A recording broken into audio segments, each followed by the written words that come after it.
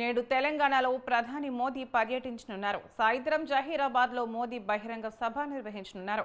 సాయంత్రం 4:30 నుంచి 5:20 వరకు సభలో మోదీ ప్రసంగం జరగనుంది. సభ తర్వాత దుండిగల్ ఎయిర్పోర్టుకు మోదీ బయలుదేరతారు.